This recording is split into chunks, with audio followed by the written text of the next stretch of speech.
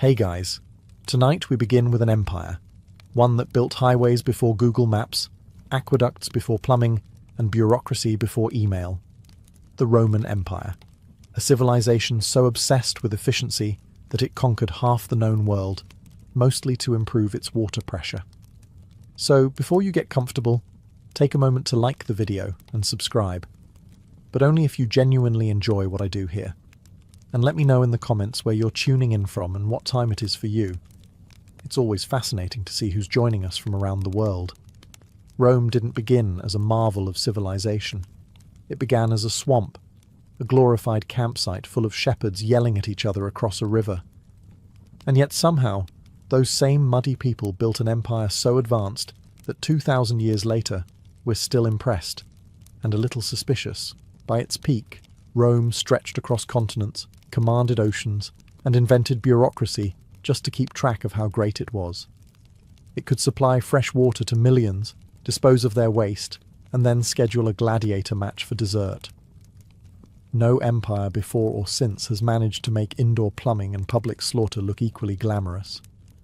The secret to Rome's success wasn't divine favor or luck.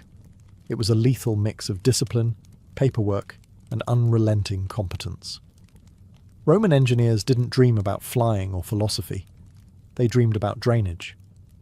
These were people who looked at a swamp and thought, let's build a city here. It'll be hilarious. They had no electricity, no power tools, and not a single YouTube tutorial, just geometry, slaves, and raw determination. And somehow it worked. Their cities had heated floors, functioning sewage systems, and running water at a time when most of Europe still thought rain was witchcraft. Rome's genius lay in its obsession with control. If nature didn't cooperate, they bullied it into submission. Mountains were tunneled through, rivers were redirected, and deserts were crossed just to prove a point. When they said, all roads lead to Rome, they meant it literally, because they built all of them. But Rome's true technology wasn't just concrete or aqueducts. It was pride. The empire was powered by pure, undiluted confidence. Every building was a flex, every invention an insult to anyone still using sticks. Even their ruins seemed smug. Arches standing tall after earthquakes, whispering, "Still up, are you?" And here's the best part.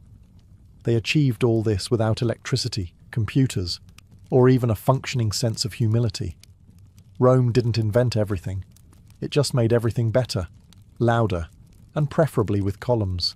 If you want to know why Rome lasted so long, don't look at its legions, its laws, or its gods. Look at its concrete. Because while empires crumble, Roman cement somehow doesn't. The Romans didn't invent concrete. They just took the idea, added volcanic ash, and created something indestructible. It was called opus caementitium, which roughly translates to, "We figured this out before you did." The formula used lime, ash, and seawater to make a material that actually heals itself over time. Modern scientists only rediscovered this property a few years ago, proving that humanity peaked sometime around the year 120 BCE and has been winging it ever since. This mix allowed the Romans to pour entire temples, bridges, and harbours that are still standing today. The Pantheon, the world's largest unreinforced concrete dome, hasn't budged in 2,000 years. Meanwhile, modern buildings collapse if you breathe near them too hard. It wasn't just durable, it was artistic. Romans treated concrete like magic clay. They moulded it into arches, domes, and vaults so elegant that future architects spent centuries trying and failing to copy them. They didn't hide their engineering behind walls, they showed it off. The message was simple. We could crush you, but we'd rather impress you. They used it everywhere. Aqueducts, amphitheatres, baths, even harbours submerged underwater. The Portus Casanus, built with Roman marine concrete, still survives beneath the waves. Modern divers go down to study it, and you can almost hear the ancient engineers laughing. Of course, not everyone was impressed. Greek purists sneered at the rough texture and called it ugly. But the Romans didn't care. They were too busy reshaping the world. Concrete wasn't art. it was power you could build with. And that's the beauty of Roman innovation. They didn't just build monuments, they built permanence. The empire fell, the emperors vanished, but their walls refused to.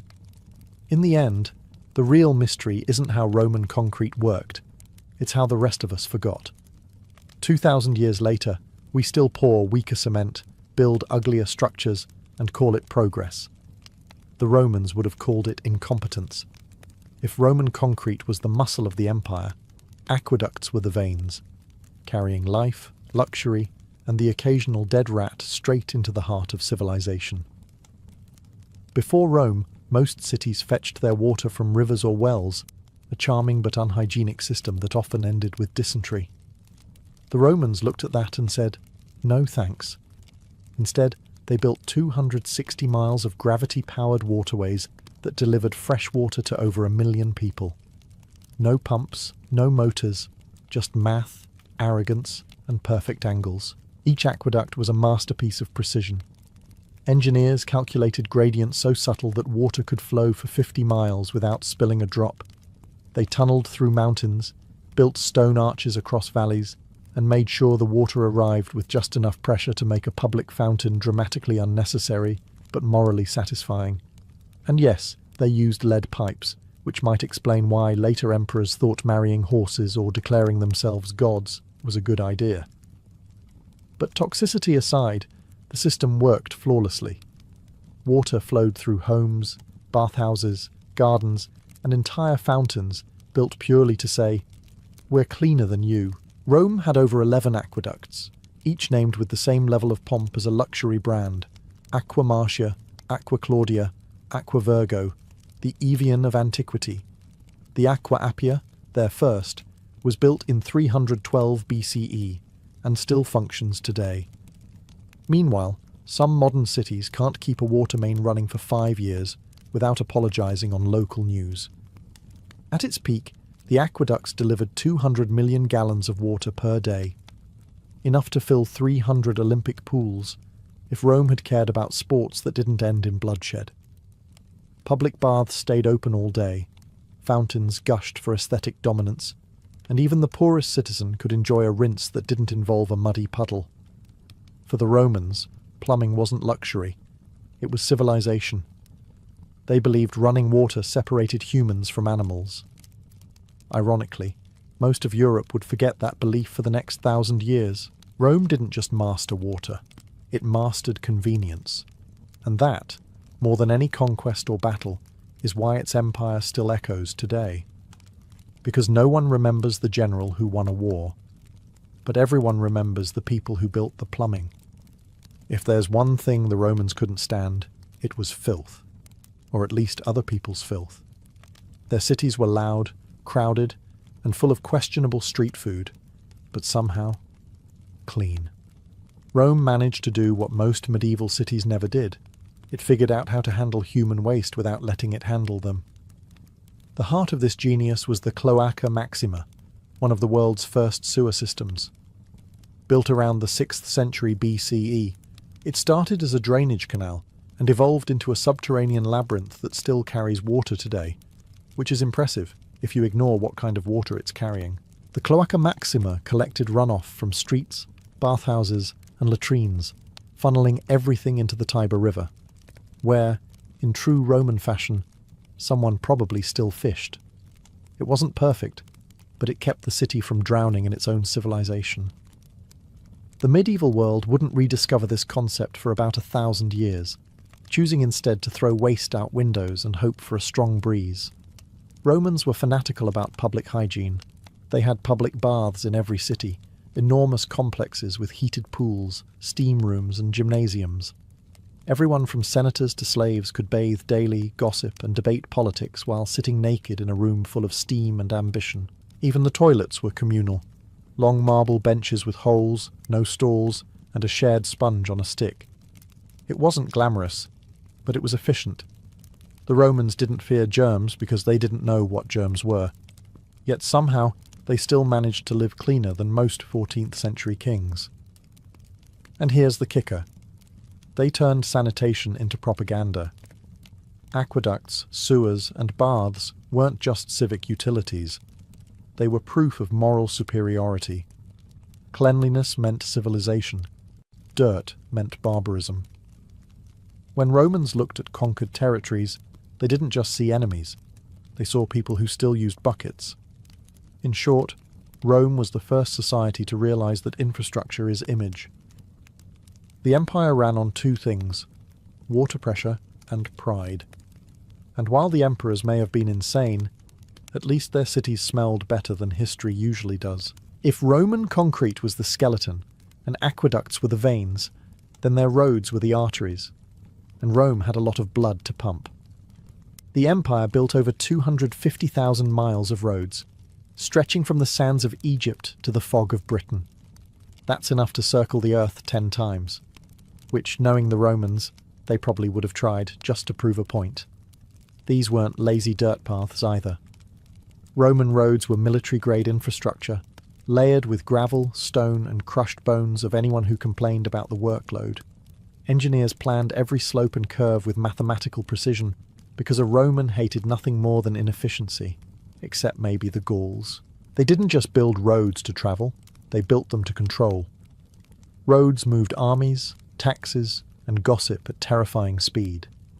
A message could travel from Gaul to Rome in a matter of days, assuming the messenger didn't get mugged, which statistically he did. But still, faster than any rival civilization by centuries. Every milestone along the road marked Roman dominance, carved with exact distances and emperor-approved smugness. The famous Via Appia, called the Queen of Roads, was so perfectly paved that even 2,000 years later you can still walk on it, though now it mostly hosts confused tourists and stray cats. Each road was built to last. They layered it, large stones for the base, gravel for the middle, and smooth paving blocks for the top, tilted slightly for drainage. The result? Roads that survived empires, earthquakes, and European weather, the true test of endurance. Modern highways, by comparison, need repairs every other election cycle. Meanwhile, the Via Flaminia still casually exists, looking down at us from eternity like, "You call that asphalt?" But Rome's roads weren't just practical, they were psychological warfare. Every straight, perfect line said, "You are part of Rome now. Try rebelling. We'll be there by Tuesday." And honestly, that's what made the Roman Empire unstoppable. Not the legions, not the emperors, but the logistics. Because while everyone else was fighting mud, Rome was fighting time and winning. If the roads were Rome's arteries, then its courier system was the empire's Wi-Fi, fast, reliable, and occasionally intercepted by barbarians. Rome knew that an empire wasn't conquered by swords, it was maintained by communication. Orders had to move faster than rebellions. So, they built the Cursus Publicus, a state-run postal service created by Augustus, who apparently wanted to read bad news faster. This was no casual mail system. It was a logistical masterpiece, complete with stations, horses, and bureaucrats who probably slept in spreadsheets. Couriers carried wax tablets, scrolls, and imperial decrees across thousands of miles, changing horses at way stations called mutationes. The rich could send messages across the empire in mere days, which was great, unless those messages were tax bills. Each courier wore an official badge, the ancient equivalent of a government email signature. They rode day and night, swapping horses at every stop, their only real hazard being exhaustion, robbery, or accidentally delivering a death sentence to the wrong villa. The system's efficiency bordered on terrifying. The emperor could send a command from Rome to Egypt in less than a week. Rebels barely had time to declare independence before receiving a polite note reminding them they were, in fact, still property. And because Rome loved control, they built maps, intricate scroll-like road charts showing every route, town, and way station. The most famous, the Tabula Peutingeriana, looks like a cosmic spaghetti diagram of the known world. It's basically Google Maps for people in sandals. But this wasn't a public service. Ordinary Romans didn't get to mail love letters or grandma's sandals across the empire. The cursus publicus was for official business only, military orders, tax records, and the emperor's daily micromanagement. If you were a civilian, your best bet was handing your message to a friend and hoping they didn't die en route. Still, for its time, it was miraculous. Rome had built the world's first high-speed information network, powered by horses and human endurance. Messages crossed continents, empires stayed in sync, and history's largest bureaucracy kept humming. It wasn't glamorous, but it worked. And in Rome, that was the highest form of beauty. Roman architecture wasn't just functional, it was propaganda carved in stone. Every dome, column, and arch screamed, "We are better than you, and we can prove it mathematically." The Romans didn't build small. They built monuments, the kind of public works that made conquered nations forget they were conquered, at least until the tax bill arrived.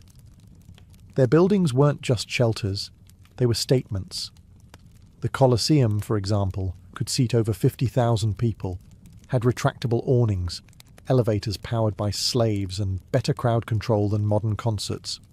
All this, so people could watch tigers eat accountants. Then there was the Pantheon, which looks like the gods themselves designed it on a good day.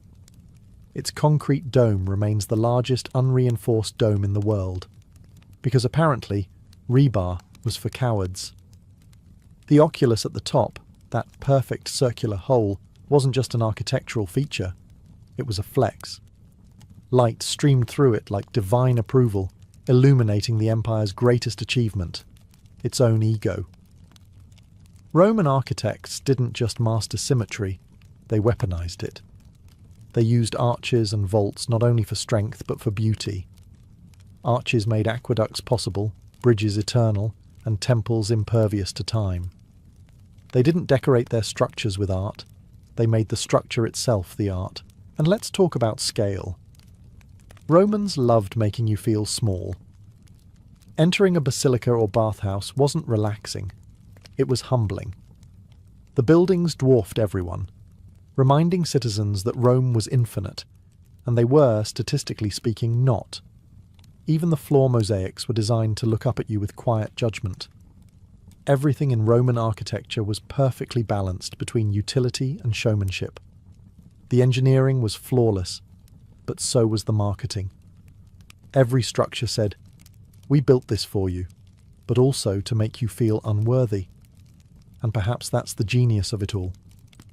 The Romans built not just to last, but to outlast, to remind the future that while empires fall, smug architecture doesn't. Today, tourists line up to admire ruins that refuse to die, while somewhere deep in the dust, you can almost hear an ancient architect whisper, "You're welcome." Rome's greatest innovation wasn't the sword, or even concrete.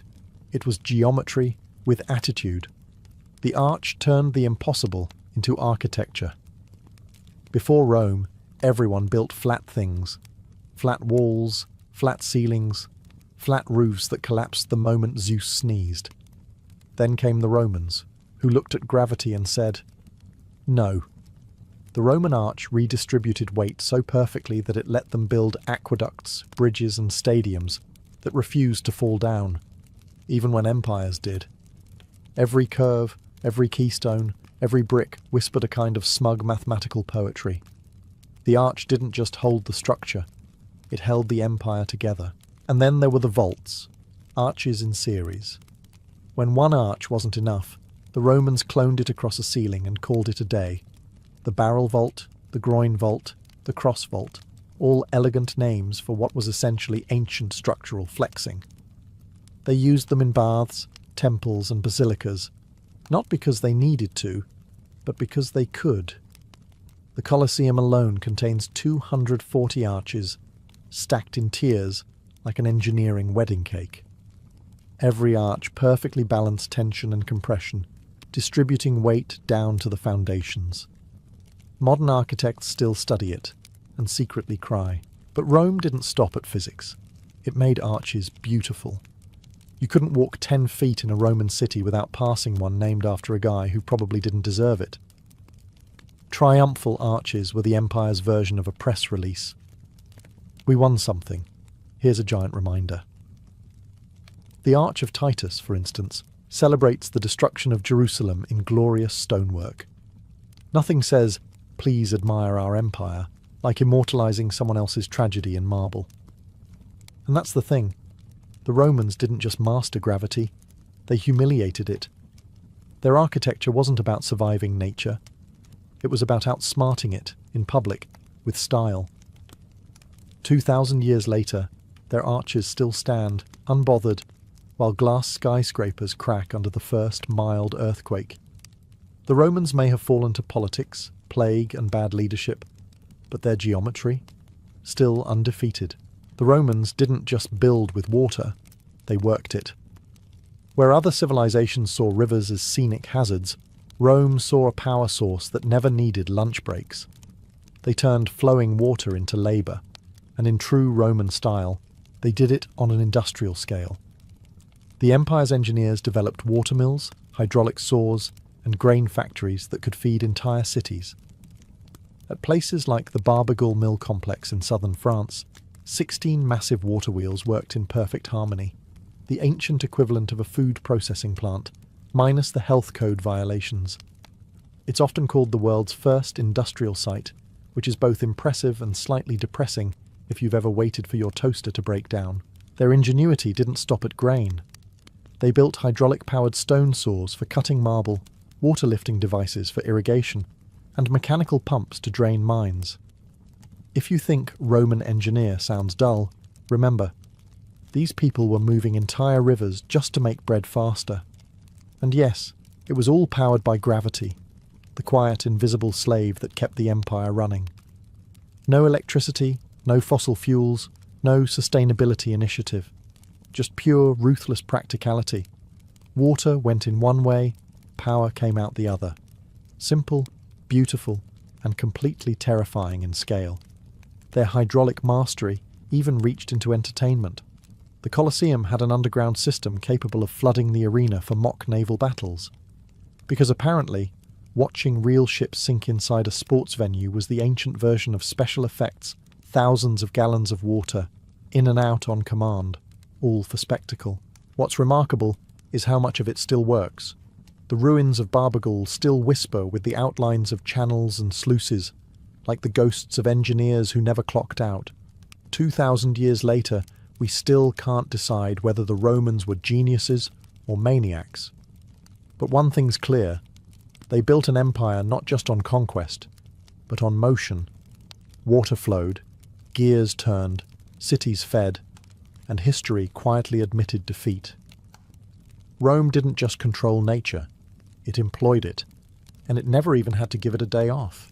The Romans didn't just conquer the world, they wanted to live comfortably while doing it. After all, what's the point of empire if your marble villa feels like a refrigerator? Enter the Hippocaust, Rome's version of central heating, invented 2 millennia before anyone else thought to complain about drafts. The system was simple genius, a furnace beneath the floor, channels that carried hot air through hollow bricks, and flues that vented it through the walls. The result? Heated floors, warm baths, and smug satisfaction. Rich Romans could stroll barefoot in January, while northern barbarians were still defrosting by firelight. Public bathhouses ran on the same principle, but on an industrial scale. The baths of Caracalla, for example, could host thousands of people at once, each enjoying perfectly regulated heat in massive vaulted halls. Beneath it all, hundreds of slaves shoveled wood into roaring furnaces. Efficiency, Roman style, luxury for the few, cardio for the many. Even their plumbing was advanced.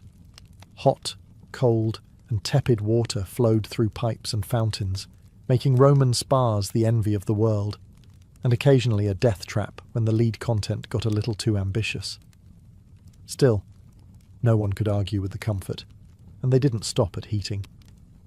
Wealthy Romans even experimented with cooling systems. They stored snow from mountains in insulated pits, then used it to chill wine or air out their dining rooms.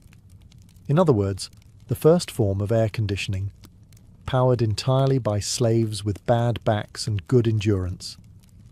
Rome's obsession with comfort bordered on the divine.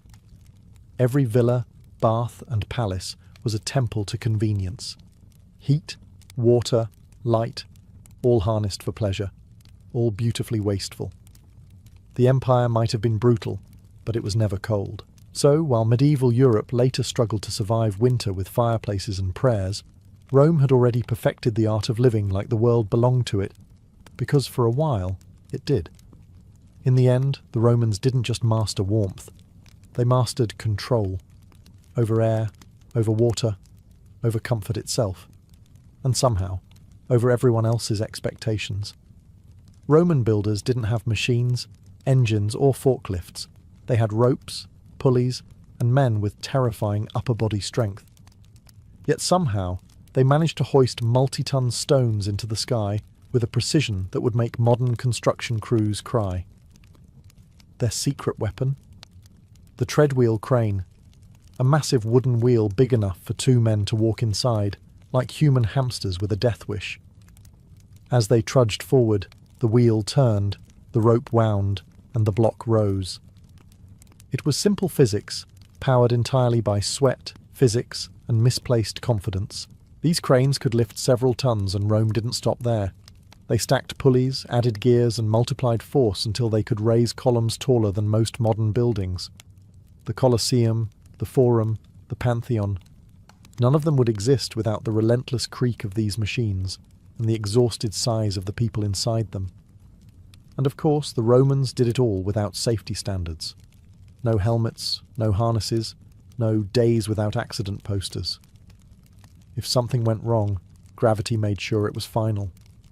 Yet somehow, the work got done, flawlessly. Roman engineers treated mechanical advantage like divine revelation. They didn't just build cranes, they built systems. Construction sites were symphonies of levers, capstans, hoists, and shouting. They even used counterweights, an idea so smart it wouldn't become standard again until the Renaissance, when someone finally went, "Wait, didn't the Romans already do this?" The sheer organization was astonishing. Cranes assembled cranes. Columns lifted columns. Buildings practically built themselves, if by themselves you mean hundreds of unpaid labourers being yelled at by an architect in sandals. The technology spread across the empire. Every port, bridge, and basilica owed its existence to these machines. They weren't glamorous like aqueducts or marble statues, but they made those things possible. In a way, Rome didn't just conquer the world, it lifted it, one stone at a time. And when you stand in front of the Colosseum today, staring at its impossible height, remember this. It was built by people without cranes that beeped, hydraulics that hummed, or unions that complained. Just rope, math, and a little bit of madness. If Rome was the muscle of the ancient world, Alexandria was the brain, and sometimes the lab for weird experiments no one asked for. Under Roman rule, this city of scholars, inventors, and egomaniacs produced machines so bizarre and ahead of their time that they still sound like bad science fiction. The star of this mechanical circus was Hero of Alexandria, mathematician, engineer, and certified overachiever. Hero wasn't content with simple levers or pulleys. He wanted magic. His inventions included automatic temple doors, self-filling wine cups, singing birds, and even a coin-operated vending machine that dispensed holy water. Yes, 2,000 years ago, you could insert a coin and get divine hydration, proof that capitalism and religion have always gotten along just fine. But his masterpiece was the Aeolipile, the world's first steam engine. It was a hollow metal sphere that spun as steam escaped through its nozzles, completely useless but spectacular to look at. The device powered exactly nothing, which is exactly why it was beloved. It existed purely to make people go, "Wow," and then move on with their day, much like modern tech conferences. The Romans were impressed, but not inspired. They saw Hero's spinning globe and thought, "Cute, but can it build an aqueduct?" It couldn't, so the steam engine was shelved for the next 1,700 years, humanity's longest procrastination. Still, Alexandria was the ancient world's innovation hub. Automata, water organs, hydraulic clocks, all emerged from its fever dream of intellect and ego. temples that opened their doors with fire, statues that moved by air pressure, fountains that sang. The line between science and sorcery got so blurry, people started praying to engineers. Hero and his peers didn't invent machines to solve problems. They invented them because they could. It wasn't practicality, it was performance art. And that's what made Alexandria remarkable. While Rome built for eternity, Alexandria built for wonder. One gave us concrete and sewers, the other gave us the first coin machine and an early prototype of, wow, look what I made. If Rome conquered the world with discipline, Alexandria conquered imagination. And for a brief, glittering moment, both empires met in genius. The Romans didn't start as seafarers. They were landlubbers with good sandals. But once they realized half the Mediterranean was, inconveniently, water, they did what Romans always did. They copied someone else and then improved it until it terrified everyone. By the late Republic, Rome had built one of the most formidable navies in history. Their ships weren't elegant like Greek triremes. They were floating battering rams made of timber, bronze, and aggression. And naturally, they industrialized it. The Carthaginians once mocked Roman sailors for being amateurs, so Rome captured one of their ships, reverse-engineered it, and built a fleet of 120 in 2 months. Nothing says learning curve like weaponized plagiarism. The real innovation was the corvus, a boarding bridge with a massive iron spike at the end. When it slammed into an enemy ship, Roman soldiers could storm across and turn naval battles into ground combat, their preferred environment for stabbing things. It was brilliant, if slightly suicidal. Many ships capsized from the extra weight, but hey, strategy has never been about safety. Their shipyards turned warfare into an assembly line. Dozens of galleys launched every week, each powered by hundreds of rowers whose dreams mostly involved being somewhere else. Some vessels were even equipped with rotating ballistae, enormous crossbows that could fire flaming bolts across the waves. Imagine being a sailor and realizing your job description includes flammable target. And then came the harbours, concrete structures that cured underwater. Roman engineers mixed volcanic ash and seawater to create marine concrete that defied erosion. 2,000 years later, many of those ports still exist, mocking modern coastal cities that crumble after a decade of weather damage. The navy itself became the empire's highway system. It moved legions, goods, and gossip faster than any caravan. When Rome called the Mediterranean Mare Nostrum our sea, it wasn't arrogance, it was accounting. The Romans didn't love the ocean, but they mastered it. Their fleets didn't explore, they enforced. Every wave carried the empire's echo, every port its flag. They didn't just conquer land, they conquered logistics. And in the ancient world, that was far scarier than sharks. For all their love of blood sports and questionable wine, the Romans took medicine surprisingly seriously. They might not have understood germs, but they did understand that sharp tools and confidence could solve almost anything. Roman doctors, or medici, were part healer, part improviser, and part gambler. Most learned their trade from Greek physicians, whom Rome imported along with olives, philosophy, and other things it pretended to invent. The result? A medical system that was half genius, half barbarism, and entirely experimental. They had scalpels, bone saws, forceps, and even catheters, all made of bronze or iron and designed to make you question your life choices. Archaeologists have found surgical kits in Pompeii that wouldn't look out of place in a modern hospital, except these came without anesthesia or malpractice insurance. Surgery was usually performed in public, which at least saved on theatre tickets. And yet, some treatments worked astonishingly well. Roman physicians used opium for pain relief, vinegar for sterilization, and honey as an antiseptic. They performed amputations, set broken bones, and even carried out cataract surgery using long bronze needles. Proof that bravery and stupidity are sometimes indistinguishable. Public health was another Roman obsession. They built hospitals, enforced sanitation, and actually cared about clean water, concepts Europe promptly forgot after the empire fell. Soldiers were treated in valetudinaria, the world's first organised military hospitals. Imagine a legionary walking in with a javelin wound and walking out only mildly infected. That's progress. Everyday life was just as efficient. Romans used soap made from animal fat and ashes, brushed their teeth with crushed shells, and wore cosmetic creams that could double as sunscreen or poison, depending on the recipe. Their obsession with cleanliness bordered on divine. Baths were ritual, not luxury, hygiene as religion. Of course, not everything was perfect. If your condition confused a doctor, he might recommend prayers to Asclepius or applying pigeon dung to the wound. Science and superstition shared the same bed, uncomfortably. Still, for a civilization that fell 1,500 years before germ theory, Rome was doing shockingly well. Their medicine wasn't always gentle, but it worked, occasionally, heroically, and almost never hygienically.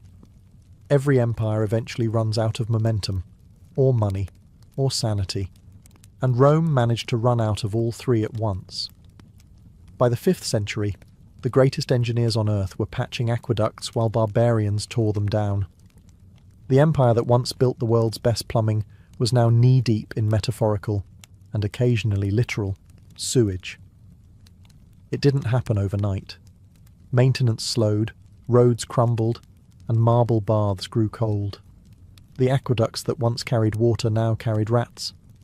People began using the Colosseum as a convenient quarry, because who wouldn't want a free archway for their farmhouse?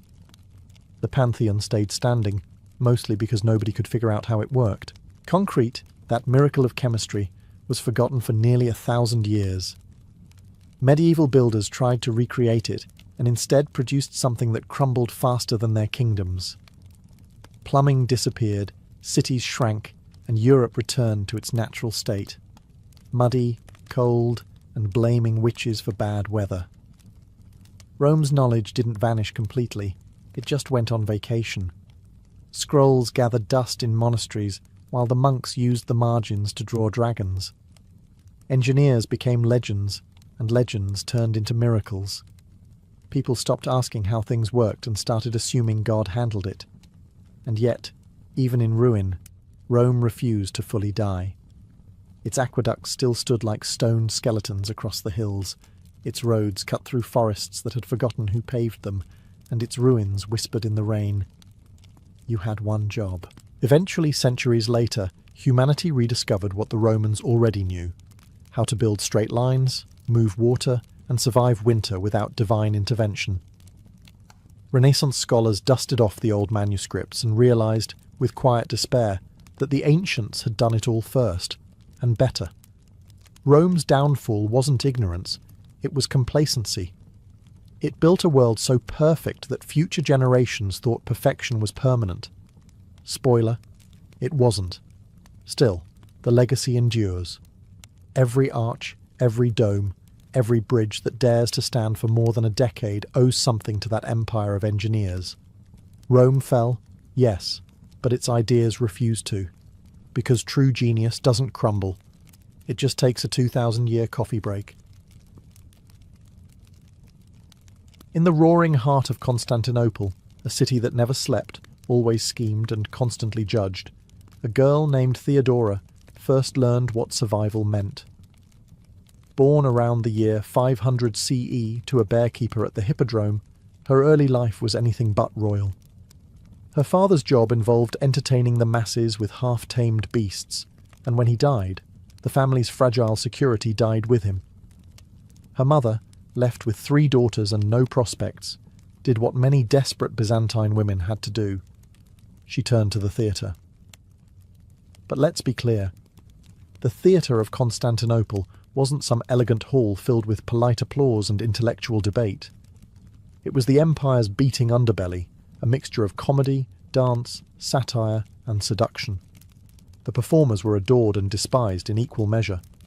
Men came to watch, laugh, and gossip, while pretending they weren't enthralled by the women who ruled the stage. Theodora entered this world as a child, small, sharp-tongued, and already learning that beauty alone was never enough.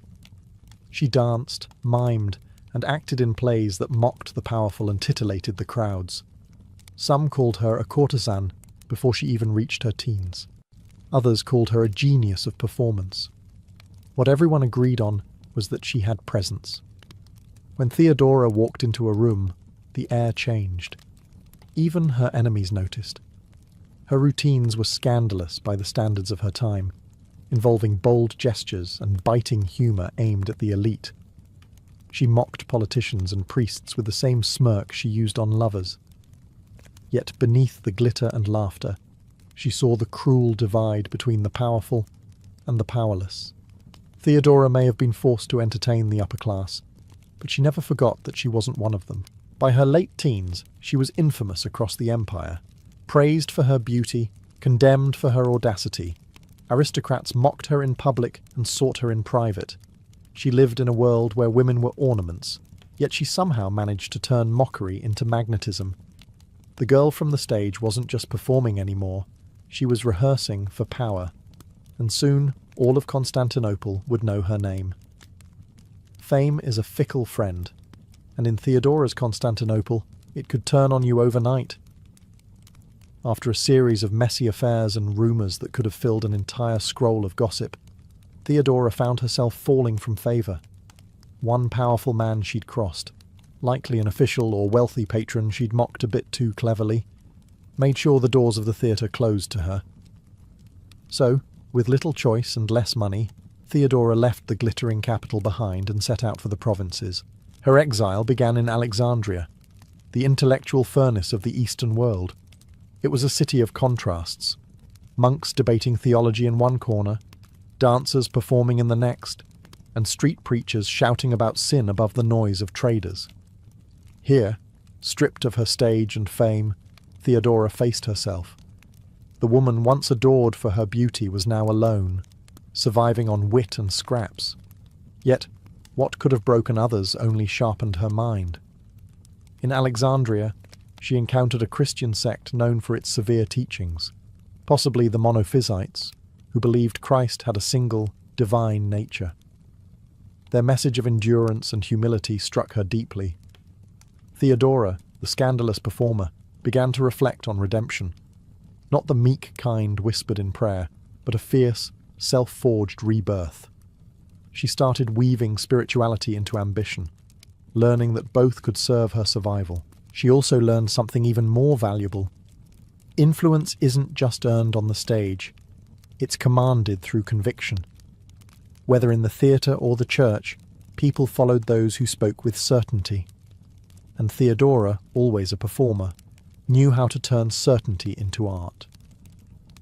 Eventually she left Alexandria behind, travelling through the deserts of North Africa and Syria, accompanying a wealthy official for a time before parting ways. It was a period of trial and transformation. The gossip columns of Constantinople would later claim this was her shameful wandering. They couldn't have been more wrong. This was her metamorphosis, the cocoon from which the empress would emerge. By the time Theodora returned to the empire's heart, she wasn't the same dancer who had once performed for coins and applause. She was something far more dangerous. A woman who had seen the world, learned its hypocrisies, and decided she would never again be at its mercy. When Theodora returned to Constantinople, she carried no gold, no title, and no family name to shield her. Only a quiet fire that unnerved anyone who looked too long. The city hadn't changed much. The same gilded mosaics, the same whispers of sin and sanctity echoing through its marble streets. But she had changed. The once provocative performer was now composed, reflective, and shrewd. She had learned that true power was not in the applause of the crowd, but in the attention of the few who ruled them. And soon, one man in particular would give her that attention: Justinian. At the time, Justinian was not yet emperor. He was the brilliant nephew of Emperor Justin I, ambitious, disciplined, and socially awkward in that charming way powerful men often are before history romanticizes them. He was a man obsessed with order, law, and destiny, but also one with a curious weakness. He admired strong minds as much as beautiful faces. Theodora somehow managed to embody both. Legend says Justinian first saw her while she was living modestly in a small house, spinning wool and offering counsel to other women. She was no longer the spectacle of the hippodrome, she was a mystery wrapped in humility. But when she spoke, her words had the precision of a knife. Justinian was captivated not by her beauty, which remained undeniable, but by her intellect. She understood people, politics, and the subtle art of making men think they'd thought of something first. Their connection was immediate but scandalous. Byzantine high society sneered. Marrying an ex-actress was unthinkable. Actresses were legally barred from such unions. Yet Justinian wasn't the kind of man to let laws stand in his way. He rewrote them, quite literally. A special decree lifted the restriction, allowing him to marry Theodora. It was an unprecedented act of defiance, one that shook the moralists of Constantinople to their perfumed cause. When they wed around 525 CE, tongues wagged across the empire. "The emperor's nephew has married a courtesan," they said. But the laughter of the courtiers died quickly. For the first time in history, a woman once jeered from the stage was now walking the marble halls of power, not as a mistress, but as a partner. And the empire had no idea what was coming next. In 527 CE, the empire trembled as Emperor Justin, old and ailing, officially crowned his nephew Justinian as co-emperor. And at his side, dressed not in silk from the stage but in imperial purple, stood Theodora. For every senator who clenched his jaw and muttered prayers of disgust, there were 10,000 citizens in the streets, staring, whispering, and wondering how a woman born to a bearkeeper had climbed to the highest throne in the East. Her coronation wasn't just a political act. It was a public declaration that the empire's old rules were being rewritten. Theodora wasn't there by accident or affection. She had earned her place. In every conversation, she matched Justinian's intellect. In every council, she outmaneuvered nobles who underestimated her. When foreign envoys bowed, they weren't sure whether to address her as Augusta or Your Majesty. Theodora made sure they learned both. She quickly became more than a ceremonial consort. While Justinian obsessed over law codes, aqueducts, and tax reforms, Theodora studied people, the real machinery of empire. She read letters from provincial governors, met with church leaders, and even heard petitions from women who had no voice in court. To many, she was a symbol of possibility. To others, a dangerous precedent. A former entertainer wielding imperial authority. It unsettled men who had built their careers on pedigree, not ability. Her influence soon became undeniable. She advised Justinian on everything from diplomacy to domestic reforms, particularly in issues affecting women. Under her counsel, laws were passed protecting women from forced prostitution and granting greater property rights. Theodora, once labelled the empire's shame, had become its unexpected moral reformer. But her power came at a cost. The aristocrats loathed her. Monks whispered that she was Jezebel reborn. Chroniclers like Procopius wrote scandalous, secret histories, claiming she still possessed the soul of a seductress. Yet the woman they mocked behind closed doors was the same one standing beside the most powerful man in the world, calm, composed, and untouchable. By the time Justinian officially ascended as sole emperor later that year, Theodora was not merely his empress. She was his equal, the sharp mind behind the golden throne. The streets that once echoed with her laughter now echoed with her legend. It began, as revolutions often do, with entertainment gone wrong. In January of 532 CE, the Hippodrome, the same arena where Theodora's father had once kept bears and she herself had danced, erupted in fury. The rival chariot teams, the Blues and the Greens, had long been more than sports fans. They were political factions with deep loyalties. That day, their chants turned from cheers to war cries. What began as a protest against arrests escalated into 6 days of bloodshed, fire, and rebellion. The infamous Nika Revolt. Byzantium burned.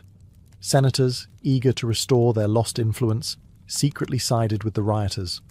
The mob, tens of thousands strong, roared for Justinian's overthrow and the crowning of a new emperor. The palace shook with the sound of rage outside its walls, and inside, the imperial council descended into panic. Advisors begged Justinian to flee, to abandon the capital, the throne, and his dignity, but not Theodora. Dressed in purple, the colour of royalty and blood, she refused to run. She rose before the council, her voice steady amid chaos.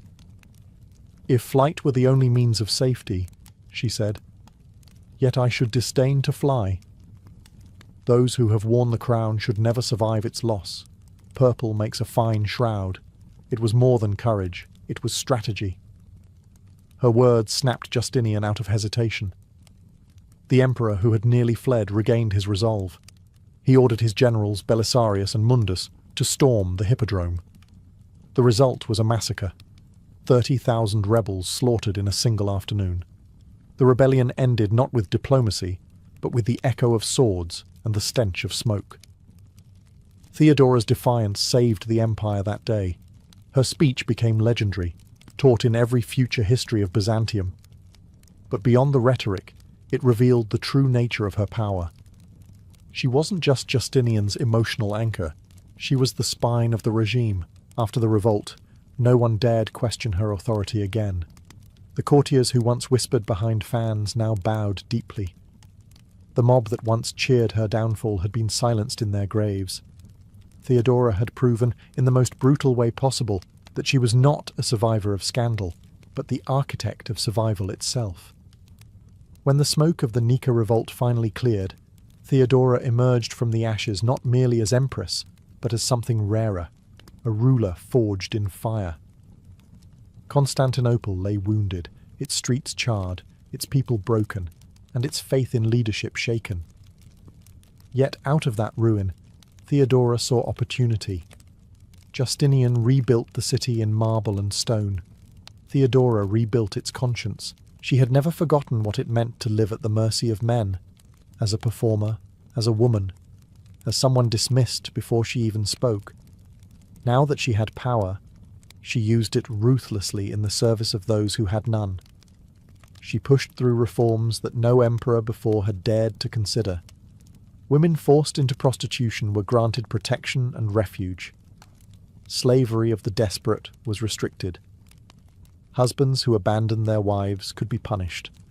Women could inherit property in their own right. To the elite, these were shocking policies. "Soft," they sneered, "unfit for empire." But Theodora didn't care about the senators who grumbled over their wine. She cared about the women who came to her palace gates at dawn, seeking justice. She established a house called the Metanoia, repentance, a refuge for former prostitutes, where they could live, work, and start anew. It wasn't charity. It was vengeance disguised as mercy. Theodora had turned the empire's shame into its strength. Her moral authority, however, was double-edged. Many of her critics called her reforms hypocrisy, citing her scandalous youth. They missed the point entirely. Theodora's power came because she had lived the life the empire condemned, and survived it. Her empathy wasn't theoretical. It was lived experience wrapped in silk. Even Justinian, the great codifier of law, deferred to her insight on social matters. When he revised the empire's legal code, Theodora's influence could be seen in the new protections for women and the poor. Her fingerprints were embedded in the very laws that shaped Byzantine society for centuries. Yet for all her compassion, she was no saint. Theodora's mercy had limits, and her enemies learned that the hard way. For every woman she lifted up, there was a nobleman brought low, often without realizing until it was far too late that the empress had already written his fate. Power, in Byzantium, was a performance, and no one understood the stage better than Theodora. But with every bow from a general and every polite smile from a senator came a hidden dagger. The court of Constantinople was a nest of ambition, and Theodora was the brightest, most envied serpent within it. Her rise had humiliated the aristocracy. Noblewomen who traced their bloodlines to Rome could hardly stomach a former actress commanding their husband's respect. Some pretended loyalty, others whispered poison in corridors heavy with incense. Monks thundered from the pulpit that the empress was the devil in silk. Chroniclers like Procopius, her most spiteful critic, recorded her as a scheming seductress who used her body as others use the sword. In truth, she was guilty only of doing what every man in that palace did, but better. Her intelligence and sharp tongue made her both admired and feared. She was known to humiliate courtiers with a single glance, to freeze a senator mid-sentence with one raised eyebrow. When Justinian faltered in judgment, Theodora made the hard decisions, especially the ones that required no mercy. She played politics like chess, and her opponents never realized they'd been cornered until the board was swept clean. Her rivalry with the general Belisarius's wife, Antonina, was both alliance and war. The two women ruled their husbands as power partners, then turned on each other in bursts of betrayal and reconciliation that made even the gossips exhausted. One day, they'd share secrets over wine. The next, one would be orchestrating the other's downfall. It was court life at its purest, friendship laced with arsenic. Still, Theodora's sharpest weapon wasn't fear, but loyalty. Those who served her faithfully were rewarded beyond measure. She raised servants to courtiers, courtiers to governors, women to saints in the eyes of the empire. She built her own network of spies, informants, and loyal clerks, a silent army that answered to no one but her. Behind the jeweled veil, she was always calculating, always watching. Theodora had learned the first rule of power early. Survival depends not on innocence, but on control. And though her enemies seethed in gold and silk, she alone understood that crowns aren't inherited. They're defended, one ruthless decision at a time. If politics was Theodora's battlefield, religion was her chessboard. The Byzantine Empire wasn't merely a state. It was a divine hierarchy dressed in imperial robes. And yet beneath the gold-leaf mosaics and incense clouds, the empire was split by theological fury. The question tearing the Christian world apart was deceptively simple. Was Christ one nature or two? To outsiders, it was hair-splitting theology. To Byzantium, it was grounds for civil war. Justinian, ever the legalist, supported the orthodox position that Christ had both a human and divine nature. Theodora, however, quietly championed the Monophysites, who believed his nature was singular and divine. It wasn't just belief, it was loyalty. The Monophysites had sheltered her during her exile in Alexandria. Now she sheltered them in return. While Justinian debated bishops, Theodora played her own game.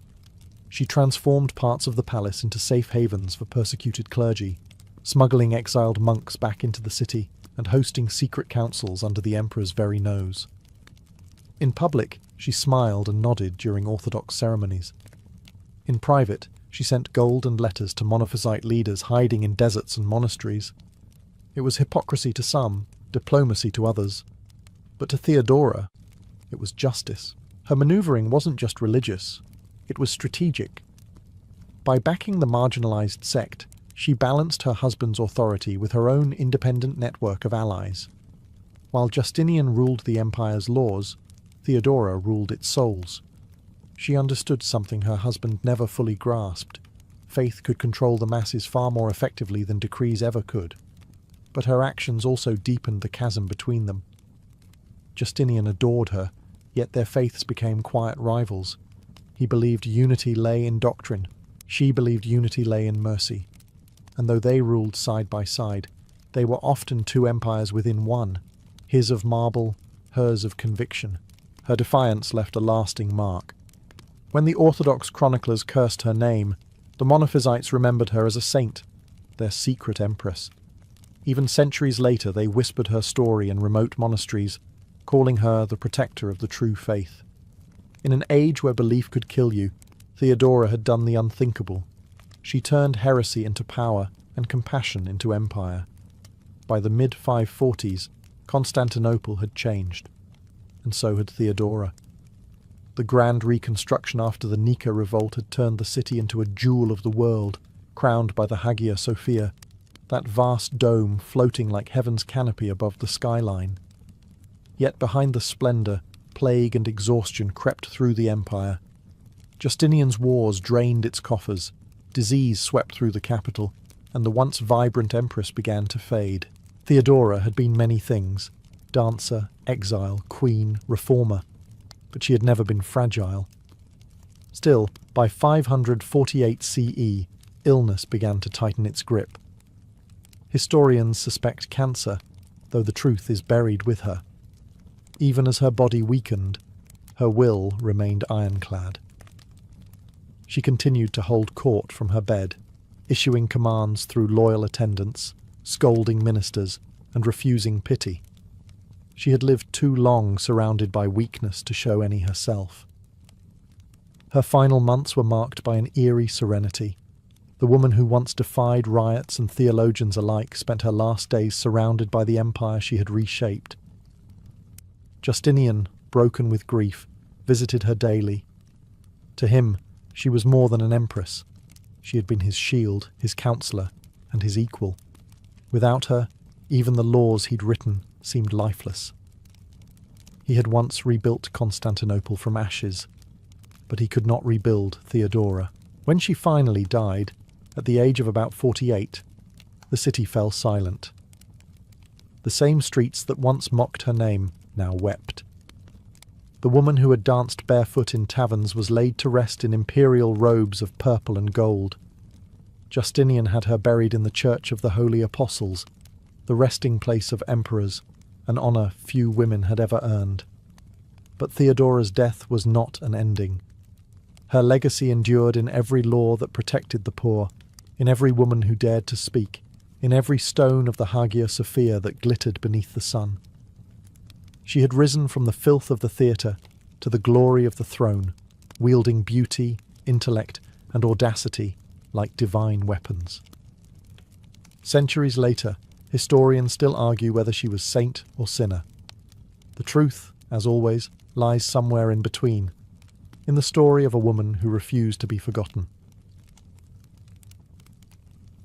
Before they became the iron-fisted rulers of the Baltic, the Teutonic Knights were simply a group of German pilgrims with a tent. It was 1190, and the siege of Acre was grinding the Third Crusade into the dust. The stench of blood and disease filled the air. The Holy Land had become a furnace of faith and death. In the chaos, a handful of men from Bremen and Lübeck, German merchants turned crusaders, set up a makeshift hospital beneath white sails stitched from their ships. Their goal was not conquest but compassion, to care for their wounded countrymen who had fallen under the burning sun. That humble act would be the spark that lit a much darker fire. What began as a band of healers soon grew into something far more formidable. War has a way of transforming charity into necessity, and necessity into power. Within a decade, these German brothers, once devoted to tending the sick, took up arms to defend their hospital. Their compassion hardened into discipline, their faith sharpened into zeal. By 1198, the transformation was complete. With the blessing of Pope Innocent III, the Order of Brothers of the German Hospital of St. Mary in Jerusalem was officially declared a military order, a fusion of monk and soldier. They wore white mantles marked with a stark black cross, a symbol of purity wrapped in menace. Their vows were holy: poverty, chastity, obedience. But their purpose had become unmistakably martial. They modelled themselves after the Knights Templar and the Hospitallers, but with one crucial difference. They were German. Their language, their organisation, their rigid hierarchy reflected the cold precision of the Holy Roman Empire. They were crusaders with a bureaucratic soul, knights who could pray, fight, and file reports with equal discipline. The Order's early years were spent defending Christian pilgrims and fortresses in the Holy Land, but Jerusalem was slipping away. The crusading dream was dying in the desert, and the Teutonic Knights knew it. To survive, they would need a new frontier, a new Holy Land to conquer. Soon their eyes would turn away from the sands of Palestine to the frozen forests of the Baltic. There, amid pagans and snow, their real empire would begin. Discipline was the marrow of the Teutonic Order. To join, one had to abandon not only worldly possessions, but also identity. Upon entry, Knights surrendered their names, families, and any hint of personal ambition. In return, they gained a white cloak marked with a black cross, the unmistakable symbol of God's soldiers from the north. Their motto, though never officially written, could have been simple: fight, serve, obey. Life within the order was monastic, rigid, and severe. Each knight took vows of poverty, chastity, and obedience, ideals that often sounded holier on parchment than they looked in practice. Poverty meant living without personal wealth, though the order itself grew rich from land and spoils. Chastity meant avoiding women, but the frontier was long, the winters longer, and temptation lingered in every pagan village. Obedience, however, was absolute. A knight who questioned his commander did not face debate. He faced expulsion, or the sword. The ranks were sharply divided. At the top stood the Grand Master, a mixture of general, priest, and bureaucrat, followed by commanders, priests, and lay brothers, who handled logistics, farming, and trade. Even among warriors of noble birth, humility was enforced. A baron might scrub dishes next to a peasant-born squire. Both would eat the same plain meals in silence. Arrogance was the devil's whisper, and the Teutonic knights prided themselves on deafness. Their castles were not just fortresses, but temples of order. Within their thick stone walls, daily life followed a strict rhythm of prayer, training, and combat readiness. Bells marked the hours of devotion, and every action was considered service to God, from sharpening swords to cleaning armour. Warfare was holy routine, but beneath this disciplined surface lay contradiction. The order's members believed themselves both monks and conquerors, men of God wielding steel in his name. They preached humility while erecting castles that towered over Baltic tribes. They vowed purity while baptizing entire regions with fire and blood. In their minds, conquest wasn't greed. It was salvation delivered at sword point. This was the paradox of the Teutonic Code. Absolute faith fused with absolute control. In their pursuit of divine order, the knights had created something more enduring and far more dangerous than they realized: a holy army that answered to no one but itself. By the early 13th century, the Holy Land was slipping from Christian hands, and the Teutonic knights knew it. The grand castles of Jerusalem were falling one by one, and the crusading zeal that had once ignited Europe was cooling fast. Yet the Church had a new idea. If the pagans of the East would not come to Christ, then Christ would come to them by sword if necessary. The Baltic, still home to the Prussians, Lithuanians and Livonians, tribes who worshipped forests, fire, and the old gods, became the next holy battlefield. It was Duke Conrad of Masovia, a Polish ruler tormented by raids from the pagan Prussians, who first extended the invitation. In 1226, he offered the Teutonic Order land along his northern border, a modest region called Kulmerland, in exchange for protection and conversion of the pagans. For the knights, it was the perfect offer: divine mission, political backing, and a vast wilderness to tame. Pope Honorius III and Emperor Frederick II both sanctioned the expedition. The Teutonic knights were granted the land they conquered forever, answering only to the Pope. It was a political loophole so cunning, it might have made the devil smile. By 1230, the order had arrived, their white cloaks flashing against the dark forests of Prussia. The natives didn't welcome them. They fought fiercely, striking from the trees with ambushes and fire arrows. The Teutonic response was methodical and merciless, the slow grind of discipline against defiance. Villages were razed, idols smashed, temples burned. Pagans who resisted baptism were executed or enslaved. Those who converted often did so with a sword at their neck. But the knights weren't mere brutes.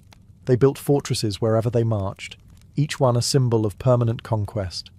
Wooden stockades soon gave way to stone, the most famous being Marienwerder, and later Marienburg, the beating heart of their rising state. Monks turned masons, and crusaders turned landlords. In the frozen wilderness, the Teutonic knights found something the Holy Land never offered: permanence. They were no longer guests in a foreign desert, but masters of their own domain. The Baltic frontier became their new Jerusalem, and the cross now flew over fields that had never known it before. The Northern Crusade had begun. When the Teutonic Knights marched into Prussia, they did not come as visitors. They came as architects of a new world.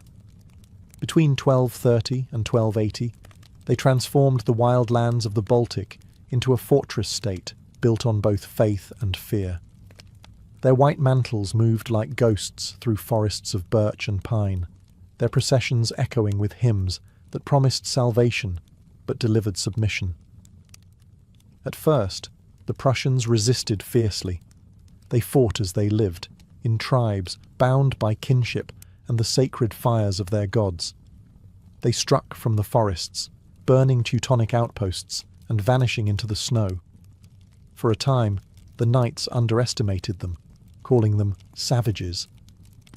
But those savages knew the land better than any crusader could. They used rivers, marshes, and weather as weapons. Dozens of castles were taken and retaken. Entire Teutonic garrisons vanished overnight. But the knights had something the pagans did not: patience, logistics, and divine paperwork. Each defeat was followed by a reinforcement ship from the west, filled with fresh soldiers, masons, and priests. Every campaign ended with new fortresses rising on the ruins of rebellion. By 1255, the Order's control expanded north to the Baltic coast, where they founded Königsberg, the King's Mountain, named after King Ottokar II of Bohemia, one of their crusading allies. It was not just a fortress, it was a statement. The Germans had come to stay. The conquest was brutal, even by medieval standards. Pagan leaders were publicly executed, their priests drowned, their shrines torn down and replaced by churches. The Prussians who converted often did so under duress, baptized in rivers that still ran red from war. Yet, as the decades passed, resistance dwindled. The knights built roads, farms, and trade posts, turning chaos into a kind of grim order. By the end of the century, Prussia was no longer pagan. It was a Christianized military colony ruled by an order that answered neither to king nor bishop. The Teutonic Knights had achieved what even the Templars never did, a sovereign state forged by the sword and sanctified by Rome.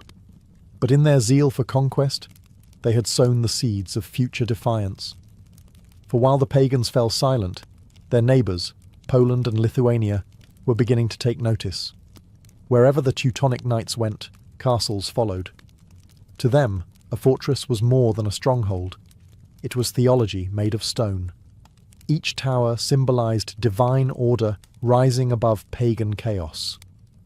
From the banks of the Vistula to the icy shores of the Baltic, the Order's engineers carved a new landscape of authority, faith, and fear. Their castles were masterpieces of German efficiency. Clean lines, red brick, cold symmetry. They built not for beauty, but for permanence. The most famous of them all, Marienburg, the Castle of Mary, stood as the Order's capital, a colossal red brick fortress sprawling over the Nogat River. It was part monastery, part barracks, part bureaucratic hive. Inside its walls, knights prayed in chapels, drilled in courtyards, and held councils in echoing halls, where every sound reminded them of discipline. The construction of these fortresses was relentless. Each campaign ended not just with a battle won, but with a foundation laid. In conquered territories, wooden forts gave way to stone keeps. Villages sprouted beneath their walls, homes for settlers from Germany and Poland, craftsmen and merchants who followed the Order's expansion. Every castle was a statement. God is here, and he speaks German. But these bastions of piety hid contradictions. Within their walls lived men sworn to purity, but surrounded by luxury. Their refectories overflowed with meat and imported wine. Their treasuries bulged with tribute from converted villages. The knights called themselves monks of war, yet their lives often resembled those of feudal lords. Still, the castles worked, militarily and psychologically. Pagans saw them as invincible. Christians saw them as proof that faith could be built with mortar. From Marienwerder to Königsberg, from Thorn to Ragnit, a network of strongholds spread like a chain of black crosses across the north. They controlled not only the land, but the mind of everyone who lived beneath their shadow, and yet, beneath the piety, ambition stirred. The order had started as servants of God, healers and protectors. Now they were rulers, landlords, and tax collectors. They were becoming what they had once despised, an empire cloaked in holiness. The line between crusade and colonization blurred, and for the first time, the Teutonic Knights began to look less like warriors of Christ and more like kings in armour. By the mid-13th century, the Teutonic Knights had found their true theatre of war, not in the deserts of Jerusalem, but in the snow-covered forests of the Baltic. What began as the conquest of Prussia expanded into a full-blown holy war known as the Northern Crusades. With papal approval, the order now marched against every tribe that dared cling to the old gods. Livonians, Samogitians, Curonians. Entire peoples became enemies of Christ overnight. Each campaign followed a grimly predictable rhythm. The knights would announce a crusade, gather volunteers from across Europe, and descend upon pagan lands in waves of armoured piety. Monks blessed their swords, priests promised absolution, and the Black Cross gleamed like a divine seal of permission. Villages that resisted were burned, survivors baptized under the smoke.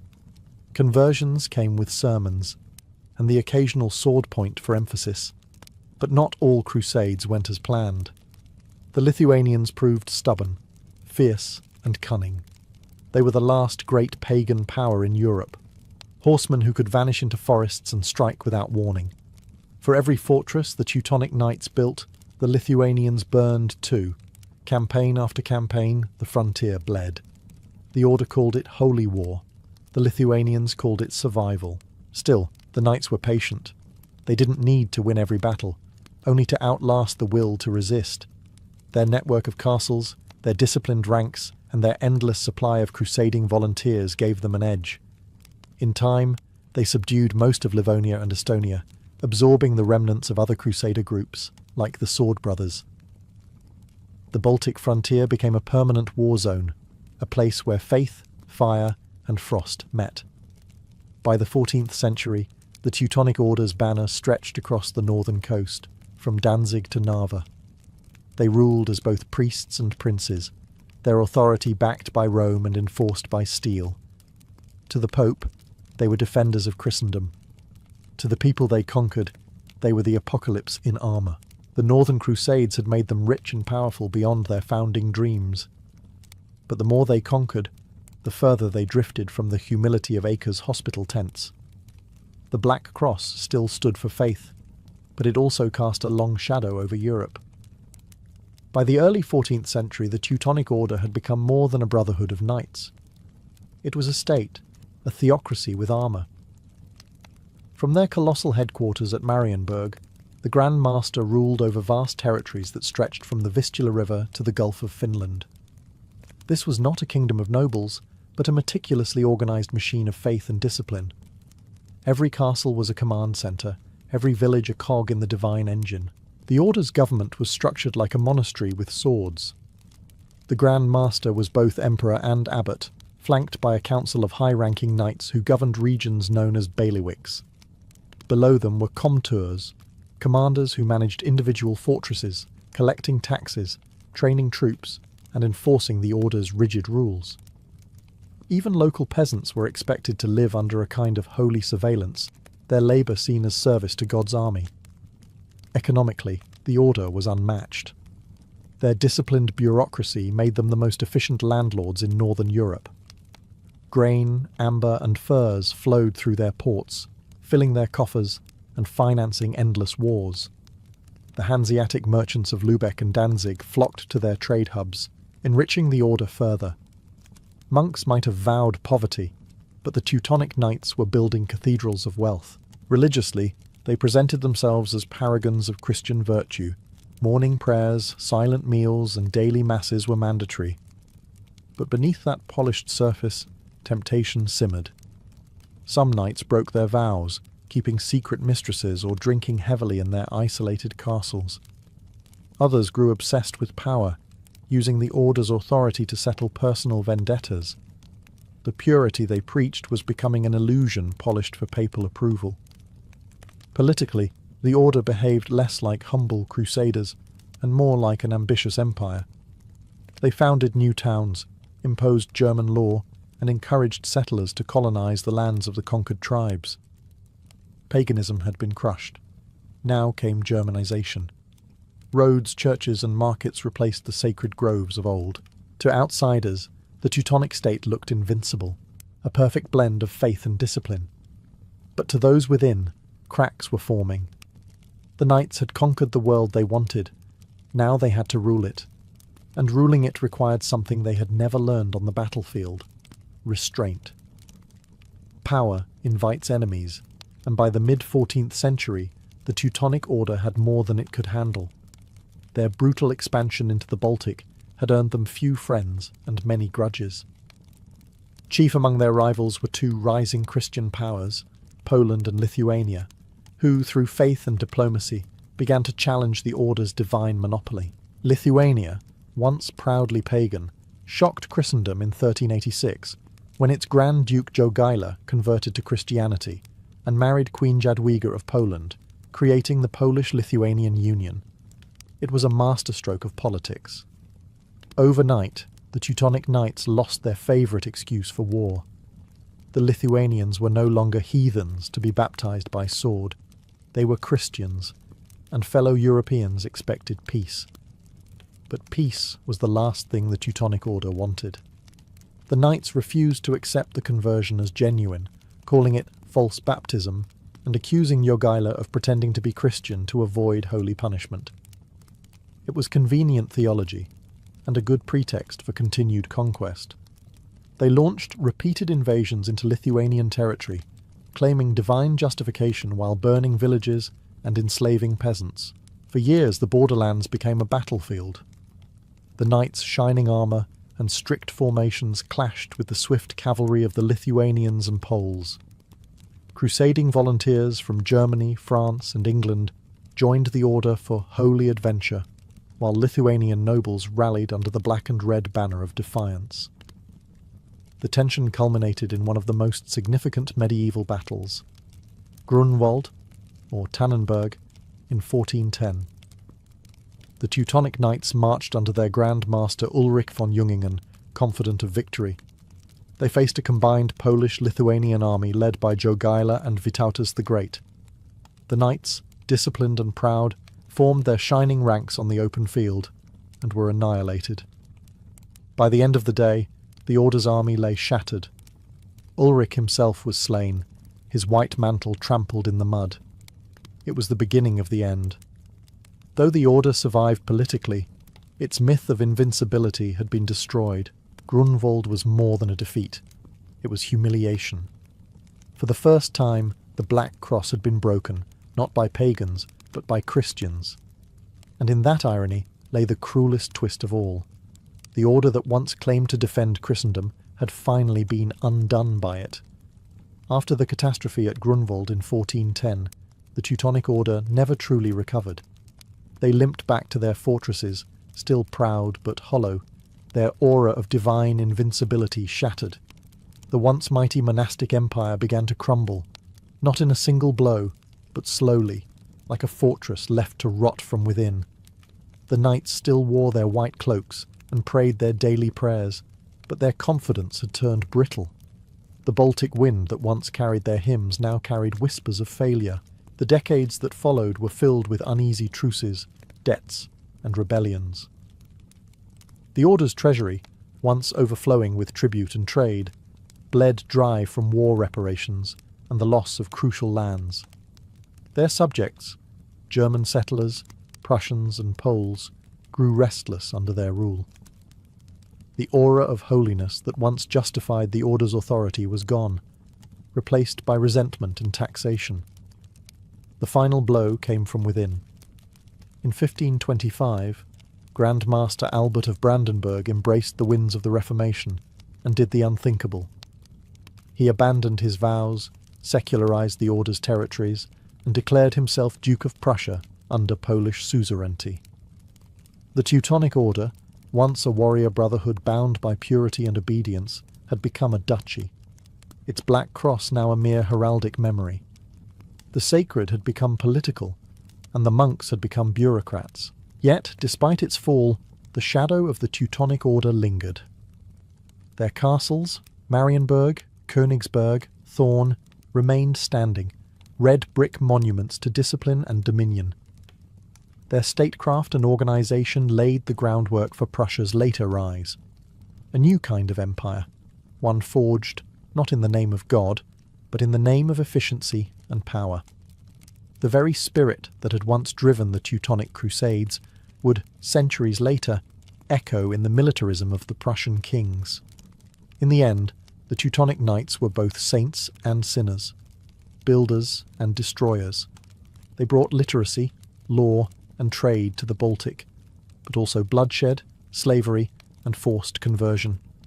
Their black cross became a paradox, a symbol of faith corrupted by ambition. When their last true knights died, the order did not vanish, it simply changed costume. The prayer had ended, but the echo of the crusade still haunted Europe, a reminder that even holy men, given too much power, can become what they once swore to fight.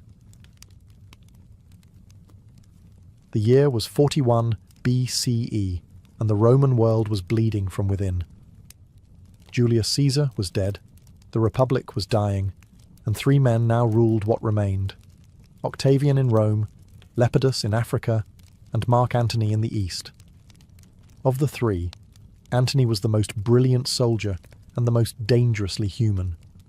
He was impulsive, charming, and reckless, a man who could conquer nations but not his own desires. It was this flaw, or perhaps this gift, that led him straight into the orbit of Cleopatra VII, Queen of Egypt.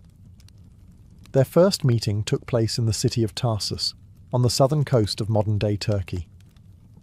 Antony had summoned Cleopatra to answer accusations that she had aided his enemies. Most rulers would have arrived humbled, veiled, and afraid. But Cleopatra was not most rulers. She turned a summons into a spectacle. According to legend, she sailed up the Cydnus River in a barge plated with gold, its purple sails billowing under a perfumed breeze. The air shimmered with incense. Cleopatra herself reclined beneath a canopy, dressed as the goddess Aphrodite, while attendants fanned her with peacock feathers. Musicians played, dancers moved in rhythm, and the curious citizens of Tarsus crowded the banks to witness what felt less like a royal audience and more like a myth unfolding in real time. Antony, who had faced armies and triumphed in countless wars, was unprepared. He expected a nervous queen seeking forgiveness. Instead, he found a woman who commanded the stage better than any general commanded an army. Cleopatra knew the power of presentation, that in a world ruled by men, appearance could be its own kind of weapon. When she finally met Antony, she spoke with confidence and wit, blending flattery with challenge. She treated him not as a conqueror, but as an equal, or perhaps as prey. By the time the banquet ended, Antony was captivated.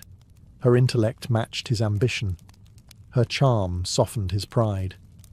That evening in Tarsus was no mere diplomatic encounter.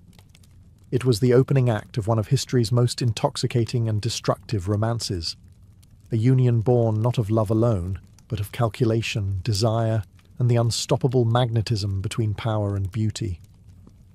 Cleopatra had conquered Antony long before she touched his hand. Her weapon wasn't beauty alone, it was spectacle. In Egypt, power was theatre, and Cleopatra was its leading performer. So when she invited Antony to a banquet aboard her gilded barge, she wasn't entertaining him. She was staging a conquest. The night was designed to overwhelm the senses. The decks glowed with lanterns reflecting off the Nile. Musicians played soft flutes in the distance, and servants moved like shadows carrying trays of jewelled cups and silver platters. Antony, dressed in Roman armour still dusty from campaign, found himself in a world where time seemed to melt. Cleopatra reclined beside him in silk-dyed Tyrian purple, a colour so costly it was reserved for gods and emperors. Every gesture, every word was measured. When she laughed, it wasn't just charming, it was strategy. The meal itself was legendary. According to later accounts, Cleopatra hosted 12 banquets, each one more extravagant than the last. At one, she wagered Antony that she could spend 10 million sesterces on a single meal, and won by dissolving one of her priceless pearls in vinegar and drinking it. Whether true or exaggerated, the message was unmistakable.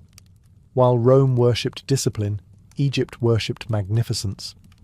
Cleopatra wasn't just wealthy, she was wealth. For Antony, it was irresistible. Egypt offered everything Rome had taken from him: joy, indulgence, and freedom from the politics that had consumed his life. He was no longer one of 3 rulers of a fractured empire. In Alexandria, he was a king beside a queen, and Cleopatra knew precisely how to make him feel that way. But beneath the glitter and music, this was more than seduction. Both needed something from the other. Cleopatra sought protection. Egypt's independence was always one Roman ambition away from extinction. Antony, meanwhile, needed money and ships for his coming campaign against the Parthians. Each saw in the other not only desire, but opportunity. As the banquet ended, the line between pleasure and politics dissolved completely. Antony was no longer the interrogator, and Cleopatra no longer the accused. They were now partners in ambition, and soon in something far more dangerous. In the candlelight of that Egyptian night, empire and emotion began to blur. By the time Antony followed Cleopatra to Alexandria, their bond had become the most talked-about scandal in the ancient world. What began as an affair of diplomacy had transformed into a partnership of passion and politics, and it was impossible to tell which was the more dangerous. In the marble palaces of Alexandria, Antony found a life Rome could never give him: luxury without limits, love without restraint, and power that felt divine. Cleopatra, however, was not lost in romance. She was calculating, as any ruler surrounded by Roman ambition had to be. She knew Antony's weaknesses: pride, vanity, and a thirst for adoration, and she fed them skillfully. In Egypt, he was not the weary general battling the Senate's whispers. He was Dionysus reborn, god of wine and victory. Cleopatra encouraged the illusion because it served them both. Their court became legendary, a world of silk and intoxication. They founded the inimitable Livers, a private society devoted to pleasure and excess. Every night was a feast of laughter, music, and wine that seemed to never run dry. They would roam the streets of Alexandria in disguise, playing pranks on unsuspecting citizens. The general who had once commanded legions now tossed fish into market stalls with his queen, delighted by the chaos. But the laughter masked a sharper truth. Behind every flirtation was a treaty. Behind every kiss, a calculation. Cleopatra needed Antony to secure her throne and her son Caesarion's future. The boy she claimed was Julius Caesar's heir. Antony, in turn, needed Egypt's gold to fund his armies and cement his authority in the east. Together, they became a political machine disguised as a love story. Back in Rome, the Senate seethed. Rumours of Antony's debauchery spread like wildfire. Stories claimed he'd abandoned Roman virtue to live as Cleopatra's puppet, a man bewitched by a foreign queen. The image of him wearing Egyptian robes, drinking from golden cups, and calling himself a god shocked the Romans to their core. Yet in Alexandria none of that mattered. For a fleeting moment they ruled the world as lovers and sovereigns, 2 stars burning too brightly to last. But even stars, no matter how brilliant, eventually collapse under their own gravity. While Antony and Cleopatra revelled in the splendour of Alexandria, Rome was simmering with outrage. The once great general who had stood beside Julius Caesar was now painted as a man enslaved by luxury and lust, the plaything of an Eastern temptress, and no one exploited that image better than Gaius Octavian, Caesar's adopted son and Antony's political rival. Octavian understood propaganda like a modern strategist understands media. He didn't need to defeat Antony on the battlefield. Not yet. He would destroy him in the minds of the Roman people first. Pamphlets, speeches, and whispered rumours turned Antony into the villain of a national drama. He was accused of dressing as an Egyptian, calling himself the new Dionysus, and bowing to Cleopatra as if she were a goddess. To Rome, that wasn't romance. It was treason wrapped in perfume. Meanwhile, Cleopatra and Antony continued to blur the line between passion and politics. Together, they envisioned an empire united under both East and West, a revival of Alexander's dream. Cleopatra sought to restore Egypt's glory. Antony wanted to carve his own dynasty beyond Rome's reach. To cement this alliance, Antony publicly recognized Cleopatra's children, including Caesarion, allegedly the son of Julius Caesar, as rulers of the eastern territories. The gesture infuriated Octavian. In Roman eyes, Antony had not only betrayed his country, but insulted Caesar's legacy by elevating a foreign heir over him. The rift widened when Antony's Roman wife, Octavian's sister Octavia, tried to reconcile the two men. Antony refused her, sending her back humiliated. It was a fatal mistake. Octavian now had both personal and political ammunition. He spread the story that Cleopatra had bewitched Antony, that she used dark magic to enslave his will. To the Roman masses, this was irresistible gossip. In truth, Antony wasn't bewitched. He was simply blind to how deeply the tide had turned.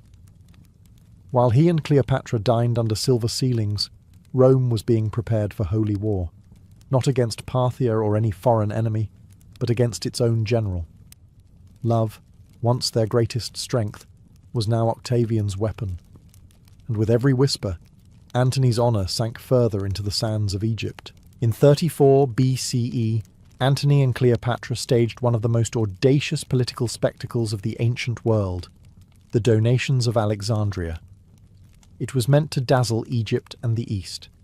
Instead, it gave Octavian the perfect script for treason. The event took place in the great gymnasium of Alexandria, a grand hall filled with gold, incense, and cheering crowds. Antony and Cleopatra sat on twin thrones dressed as living gods, he as Dionysus, she as Isis. Before them stood their children, each draped in royal robes. What followed was less ceremony and more declaration. Antony divided the Eastern Empire among Cleopatra and her heirs. Caesarion was proclaimed King of Kings, rightful son of Julius Caesar. The younger children, Alexander Helios, Cleopatra Selene, and Ptolemy Philadelphus, were crowned rulers of vast territories stretching from Armenia to Cyrene. To the Alexandrians, it was divine theatre, the rebirth of empire. To Rome, it was betrayal. A Roman general had given away provinces that belonged to the Republic, all to please a foreign queen. The Senate was horrified. Octavian's allies called Antony a traitor, accusing him of building a rival empire centred in Egypt. Antony, perhaps drunk on the pageantry, underestimated how this looked from afar. To him, the donations were diplomacy, a way to stabilise the East under loyal rulers. To Cleopatra, it was triumph. For the first time in generations, Egypt stood as the beating heart of a new world order. Together, they believed they could challenge Rome itself, but Octavian saw opportunity. He collected Antony's will, possibly stolen from the Vestal Virgin's temple, and read it aloud to the Senate.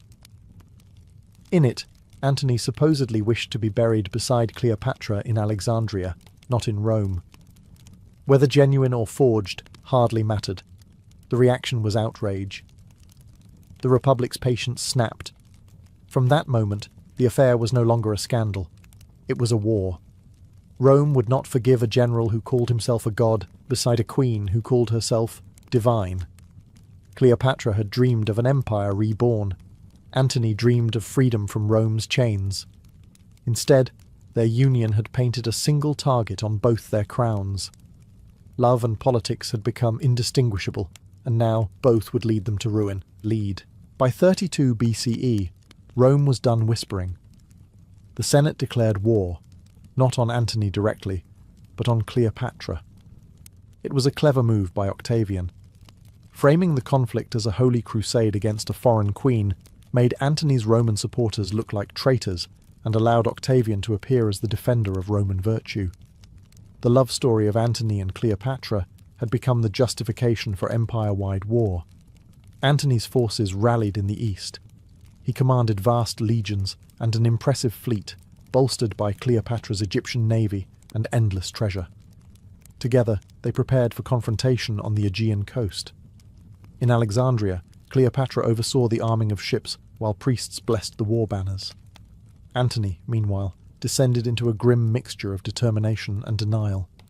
He knew Octavian's propaganda had poisoned Rome against him, but he believed victory could silence it. Octavian, however, was no soldier in shining armour.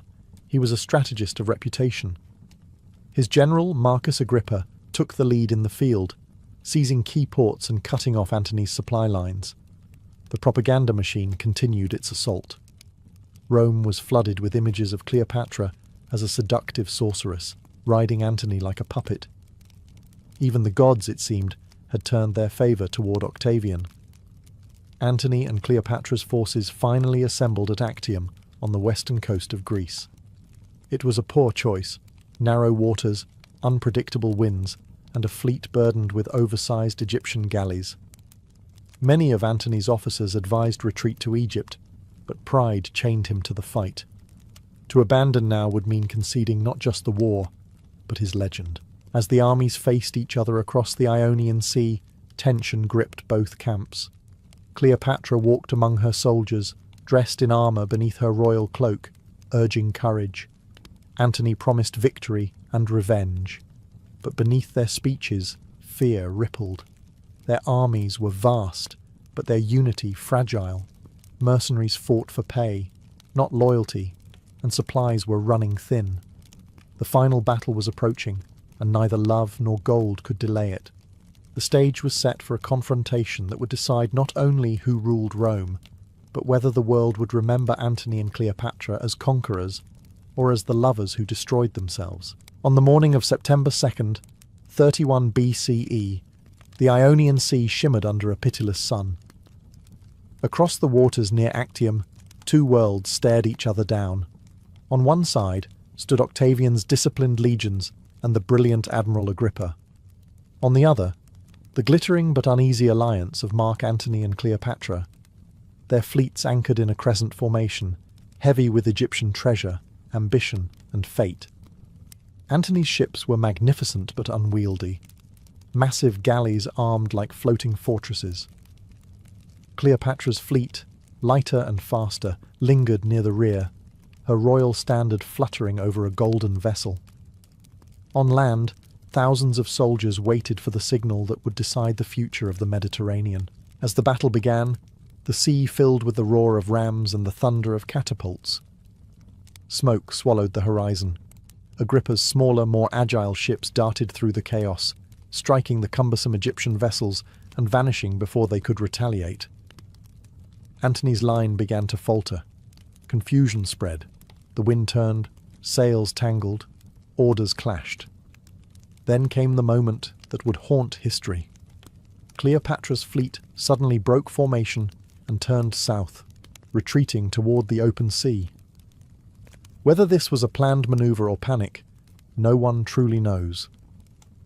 Seeing her royal banner vanish into the horizon, Antony made his fatal choice. He abandoned command, boarded a smaller ship, and chased after her. His men watched in disbelief as their commander, the conqueror of Parthia, the hero of Rome, sailed away for love. Without their leader, Antony's fleet collapsed. Agrippa's forces closed in, burning and boarding the remaining ships. The once mighty armada was reduced to smoke and splintered wood. Antony caught up to Cleopatra's fleeing flagship hours later. The two reportedly sat in silence as the sea behind them turned black with fire.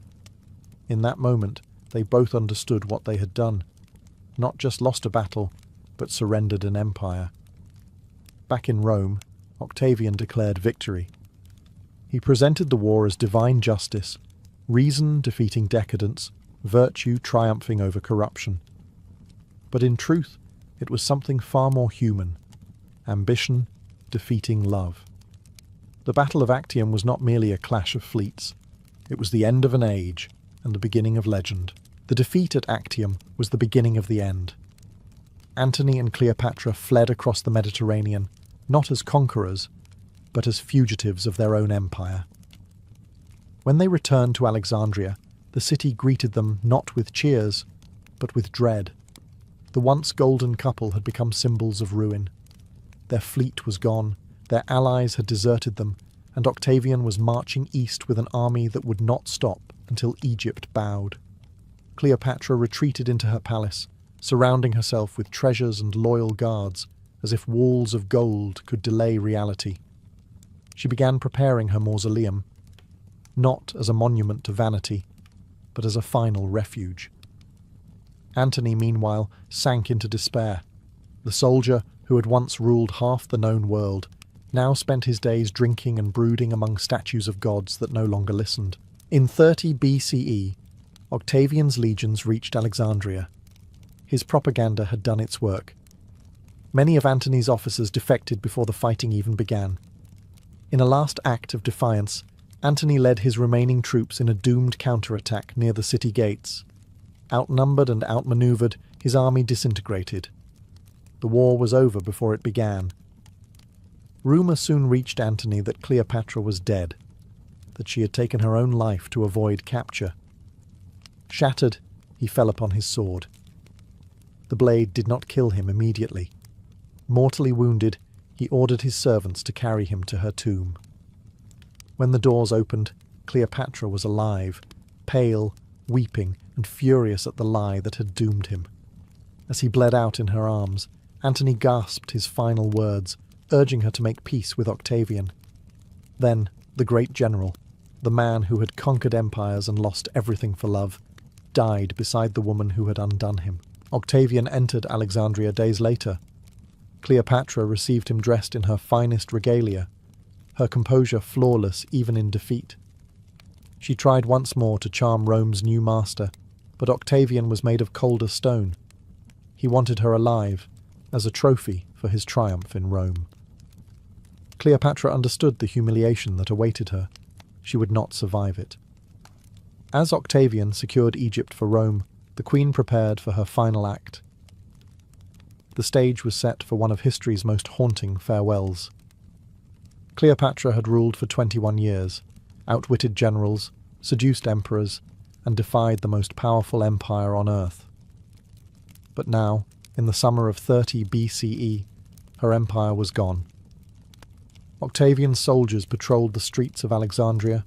Her ships lay burned in the harbour, and her lover's body had already been buried with Roman honours. All that remained was her pride, and she guarded that more fiercely than any throne. Octavian, cold and deliberate, wanted her alive. In Rome, her capture would be his ultimate victory, a living symbol of Egypt's fall, paraded through the streets in chains. But Cleopatra understood spectacle better than anyone. She would not let her life end as another man's triumph. If she could not rule as a goddess, she would die as one. Confined to her mausoleum, she began to prepare. She bathed, dined and dressed as though for coronation, not execution. Her servants adorned her in royal gold, braided her hair, and perfumed her hands. In her final hours, she received Octavian's envoys with calm defiance. She assured them she had no intention of harming herself, even as her eyes lingered on a small woven basket that had been brought to her chambers, disguised as a gift of figs. When Octavian's guards returned, they found her lifeless, lying upon a golden couch in her imperial robes. Two of her attendants, Iris and Charmian, were dead beside her. A faint pair of puncture marks showed on Cleopatra's arm. The serpent, the sacred asp of Egypt, had delivered its fatal kiss. News of her death spread like wildfire. Octavian was furious. She had denied him his victory. Yet even he could not help but admire her final performance. Cleopatra had robbed Rome of its spectacle and secured her legacy in one elegant gesture. She was buried beside Antony, just as she had wished, united in death as in defiance. With their deaths, Egypt's independence ended. Octavian became Augustus, Rome's first emperor, and the age of republics gave way to empire. But the legend of Antony and Cleopatra refused to die. For centuries, poets, painters, and playwrights would return to their story. Two lovers who turned politics into passion, and passion into myth. Their empire crumbled, but their names became immortal.